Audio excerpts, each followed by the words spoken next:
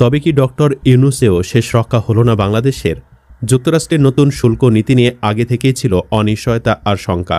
বাংলাদেশ রপ্তানিমুখী অর্থনীতির দেশ হওয়ায় যুক্তরাষ্ট্রের প্রেসিডেন্ট কি সিদ্ধান্ত নেন সেদিকেই তাকিয়েছিল সরকারও।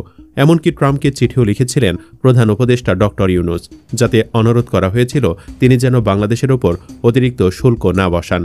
কিন্তু ট্রাম্প যে সেই চিঠিকে খুব একটা পাত্তা দেননি সেটা পরিষ্কার করেছেন যুক্তরাষ্ট্রের এই প্রেসিডেন্ট।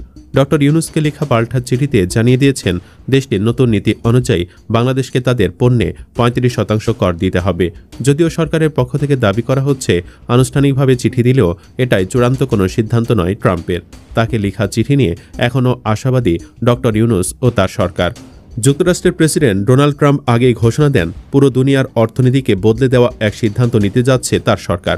নতুন করে আরোপ করা হবে যুক্তরাষ্ট্রের শুল্ক নীতি। তারই অংশ হিসেবে বিভিন্ন দেশের কাছে চিঠি পাঠিয়েছেন ট্রাম্প। বাংলাদেশ ছাড়াও নতুন শুল্ক নীতির চিঠি পেয়েছে জাপান ও কোরিয়া সহ 14টি দেশ। প্রধান উপদেষ্টা ডক্টর ইউনূসের কাছে পাঠানো চিঠিতে ট্রাম্প লিখেছেন 2025 সালের 1 আগস্ট থেকে যুক্তরাষ্ট্রে পাঠানো বাংলাদেশি সব পণ্যের ওপর 35% শুল্ক আরোপ করা হবে। এই শুল্ক বর্তমানে খাতভিত্তিক যে শুল্ক দেওয়া হয় তার অতিরিক্ত হিসাবে প্রযোজ্য হবে। গত এপ্রিলে বিভিন্ন দেশের ওপর নতুন করে পাল্টা শুল্ক আরোপের বিষয়টি জানিয়েছিলেন ট্রাম্প। সে সময় বাংলাদেশি পণ্যের ওপর 37% শুল্ক আরোপের ঘোষণা দিয়েছিলেন ট্রাম্প।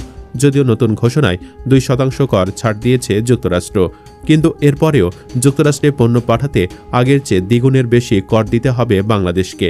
এখন যে পণ্য পাঠাতে 35% কর দিতে হবে, একই পণ্য আগে 15% করে পাঠাতে পারত বাংলাদেশ।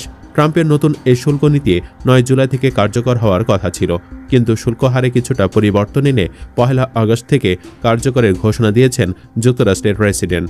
চূড়ান্ত চিঠি পেয়েও কেন শুল্ক আরও কমানো নিয়ে আশাবাদী হতে চাইছে সরকার? এই প্রশ্নের উত্তর লুকিয়ে আছে ট্রাম্পের পাঠানো সেই চিঠিতেই। ট্রাম্প লিখেছেন, বাংলাদেশ যদি যুক্তরাষ্ট্রের জন্য দেশের বাজার উন্মুক্ত করতে চায় এবং শুল্ক অশুল্ক নীতি ও বাণিজ্য প্রতিবন্ধকতা দূর করে, তাহলে এই চিঠির কিছু অংশ তিনি পুনর্বিবেচনা করতে পারেন। যুক্তরাষ্ট্রের সাথে সম্পর্কের ওপর ভিত্তি করে এই শুল্ক হার বাড়ানো বা কমানো হতে পারে। ট্রাম্পের এই আগ্রাসী শুল্ক নীতির পেছনে জড়িয়ে আছে যুক্তরাষ্ট্রের নিজস্ব অর্থনৈতিক স্বার্থ। মূলত যুক্তরাষ্ট্রের সাথে বিভিন্ন দেশের বাণিজ্য ঘাটতি মেটাতে পাল্টা শুল্ক আরোপ অথবা চুক্তির পথ বেছে নিয়েছে ট্রাম্প প্রশাসন। এরই মধ্যে কয়েকটি দেশের সঙ্গে চুক্তিতেও পৌঁছেছে তারা। শুল্ক ইস্যুতে আলোচনা চালাচ্ছে বাংলাদেশও। ট্রাম্পকে রাজি করিয়ে ডক্টর ইউনূস কি পারবেন বাংলাদেশের অর্থনীতির জন্য ঝড় হয়ে আসা এই শুল্ক নীতি সহনীয় পর্যায়ে নিয়ে আসতে? কমেন্ট বক্সে জানিয়ে দিন মন্তব্য। ধন্যবাদ।